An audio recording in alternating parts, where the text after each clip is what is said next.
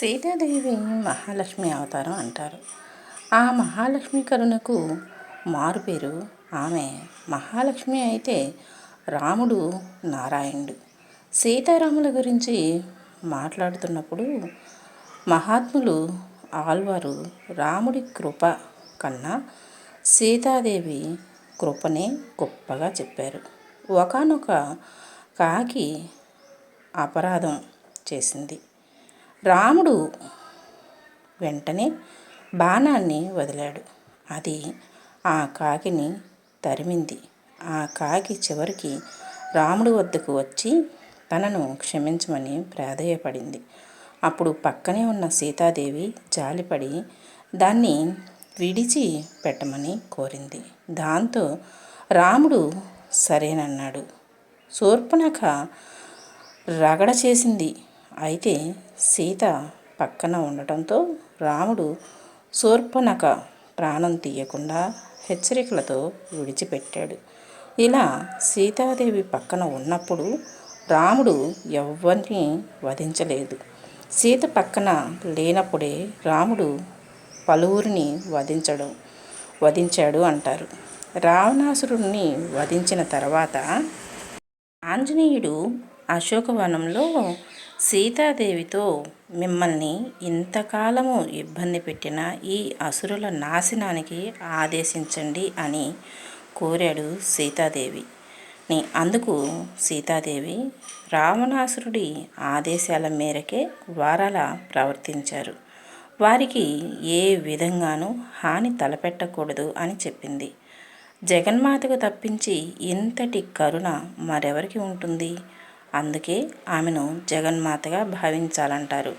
అమ్మవారికి భూమాత అనేక మరొక పేరు కూడా ఉంది. భూమిలో మానవుడిగా జన్మించటం, పేరు కలిగి ఉండటం రెండు అయాచిత వరాలే. సృష్టిలో పేరు కలిగి తన పేరుకున్న ఔన్నత్యాన్ని కాపాడుకునే భాగ్యం ఒక్క మనిషిదే. ఎంతటి విద్యాపారగంతుడైనా, సకల కళాశాస్త్ర ప్రవీణుడైనా పేరు లేకపోతే గుర్తింపునకు నోచుకోలేడు. పురాణాలు, చరిత్రలోని పేర్లు ఆయా వ్యక్తుల ప్రవర్తన వల్ల దైవత్వాన్నో రాక్షసత్వాన్నో ప్రతిఫలింపజేస్తాయి. రాముడు పోసిన ధర్మ విగ్రహం. ఆంజనేయుడు శ్రీరాముడు బంటు, అర్జునుడు సవ్యసాచి, కర్ణుడు దానశీలి, హరిశ్చంద్రుడు సత్యనిరతుడు. ఇలా పేర్లు ఆయా వ్యక్తులకు గుణ వైశిష్ట్యాన్ని లోకానికి వెల్లడిస్తాయి. రాముడి కన్నా శ్రీరామనామం ఎంత శక్తివంతమైనదో లోకాతీతమే. భగవంతుడి అష్టోత్తర శతసహస్ర నామావళిలో ఒక్కో నామం ఒక్కో విశేషాన్ని తెలియజేస్తుంది. దివారాత్రులు నామపారాయణం చేసి భక్తులు ధన్యులవుతారు. ఏ తల్లిదండ్రులైనా తమ బిడ్డ సమాజంలో దైవాంశతో వెలిగిపోతూ మంచి పేరు తెచ్చుకోవాలని అభిలాషిస్తారు. పుట్టిన బిడ్డకు నామకరణోత్సవం జరిపి ఎంచుకున్న పేరును పెట్టడంలోనూ ఔచిత్యం. అదే పదే పదే చేసే భగవంతుడి నామోచ్చరణ పదుగురికి పుణ్యం సంప్రాప్తింపజేస్తే నాయకులు పేర్లు, నాయకత్వం లక్షణాలను అందరి మదిలో మెదిలేలా చేస్తాయి. వారి కర్తవ్య దీక్షను చాటి చెబుతాయి. తమ జీవితాలకు మూలాలుగా నిలిచి వారసత్వ లక్షణాలను ప్రస్తావించినందుకు గౌరవ సూచకంగా తమ పిల్లలకు పెద్దల పేర్లు పెట్టుకుంటారు. వినయ సంపన్నులు. రావణుడు, కంసుడు, శకుని, మందర, కీచకుడు, హిట్లర్ అసురగుణాల గణాల పేరు చేసిన పాపమేమీ లేదు. ఆయా వ్యక్తుల ప్రవర్తన వల్ల ఆ పేర్లు నామకరణానికి నిషిద్ధాలయ్యాయి. దంపతులు తమ పిల్లవాడు మంచి పేరు చెప్పుకొని దారిత్ర్యంలో చిరంజీవిగా వర్ధిల్లాలని కోరుకుంటారు. రాక్షసుడు కావాలనో దుష్ట శిక్షణలో భాగంగా మరొకరి చేతిలో హతమారాలను కోరుకోరు. తమ పేరు పట్ల ఎరుక కలిగి బాధ్యతగా ప్రవర్తిస్తూ దానికన్నా విలువను ప్రాముఖ్యాన్ని దిగజార్చకుండా సద్గుణ సంపదతో సత్ప్రవర్తనతో పేరుకు సార్థకత చేకూర్చేవారంటారు. తమకు జన్మనిచ్చిన వారికి, గురువుకు పుట్టిన గడ్డకు పేరు తీసుకువస్తారు. సంఘంలో తమ పేరుకు భిన్నంగా ప్రవర్తిస్తూ అపఖ్యాతి మూటగట్టుకునేవారు ఉంటారు.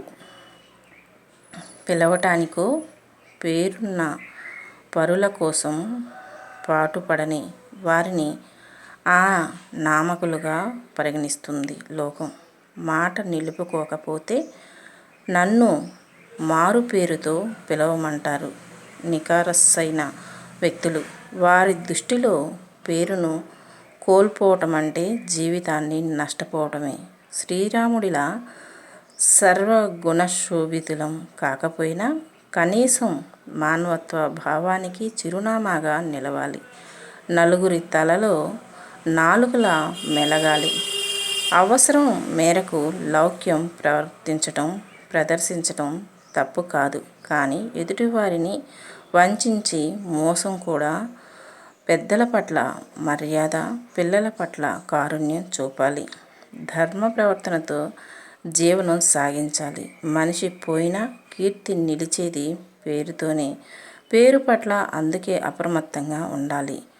అర్థపర్థం లేని పేర్లు పెట్టడం వ్యర్థం. 100 ఏళ్ల జీవితాన్ని నిర్మించే పేరు విషయంలో పెట్టేవారికి ఆ మాత్రం శ్రద్ధ ఉండాలి. దాన్ని నిలబెట్టుకునే తత్వం పేరును కలిగి ఉన్న వారికి ఉండాలి. అంతర్గత శక్తిని వ్యక్తీకరించగలిగే పనిని కనుక్కుంటే ఆనందాన్ని పొందవచ్చు. ఆ పని ద్వారా జోడించే విలువను ప్రపంచం గుర్తించేలా చేస్తే విజయం సాధించవచ్చు. ఆ విజయాన్ని ప్రపంచానికి సేవలందించేందుకు ఉపయోగిస్తే దాంట్లో ఓ అద్భుతమైన ప్రయోజనం చూడవచ్చు. ఎవరికి వారి పని సంతోషాన్ని, విజయాన్ని, ఉద్దేశాన్ని కల్పించినప్పుడు అందులో భగవంతుడు కనిపిస్తాడు. హనుమ వినయవంతుడు, గొప్ప భక్తుడు. రావణుడు అహంతో పెరిగిపోయాడు. అత్యంత శక్తివంతమైన రాజుగా ఉండాలనుకున్నాడు. మంచి చెడులను మర్చిపోయాడు. సీత సమర్పించిన విలువైన రత్నాలు పొదిగిన అమూల్యమైన హారాన్ని హనుమంత తిరస్కరించాడు. ఎందుకు? రత్నాలు రామ శబ్దంతో ప్రతిధ్వనించలేదని. ప్రపంచంలో ఏ మనిషికైనా అమూల్యమైన హారాన్ని తిరస్కరించటం మూర్ఖంగా అనిపిస్తుంది. కానీ ఆధ్యాత్మికంగా మేలుకున్న ఆత్మ దాని పట్ల ఉదాసీనంగా వ్యవహరిస్తుంది. శాశ్వతమైనదిగా మాత్రమే విలువనిస్తుంది. హనుమ దృష్టిలో భౌతిక వస్తువులకు విలువ లేదు. రామనామంలోని విలువను గ్రహించాడు. కనుకనే గొప్ప భక్తుడయ్యాడు. జీవితం నిరంతరం ఒక పక్క ఆహ్లాదం, ఆకర్షణీయమైన వాటిని, మరో పక్క ఉన్నతమైన, ముఖ్యమైన వాటిని ఉంచి ఎంచుకునే అవకాశాలను కల్పిస్తుంటుంది. ముఖ్యమైన దాన్ని గ్రహించాలంటే నైతిక శక్తి, అంతర్దృష్టి అవసరమవుతాయి. ప్రాపంచిక సంపద ఆకర్షణీయంగా కనిపిస్తుంది. అది ఆనందానికి ప్రవేశద్వారం అయినప్పటికీ ఎంత కూడబెట్టినప్పటికీ ఎవ్వరికీ ఎప్పుడూ సంతృప్తి ఉండదు. ఇంకా ఇంకా అనిపించే తీరని దాహం అది. ఆనందం కంటే ఎక్కువ కాలం ఉండేదాన్ని కనుక్కునే వరకు చక్రం ఎప్పుడూ ఆగదు. బాధను కూడా భరించగలిగే ఆనందం కంటే ఎక్కువ కాలం ఉండేదాన్ని ఇవ్వండి అంటారు రవీంద్రనాథ్ ఠాగూర్.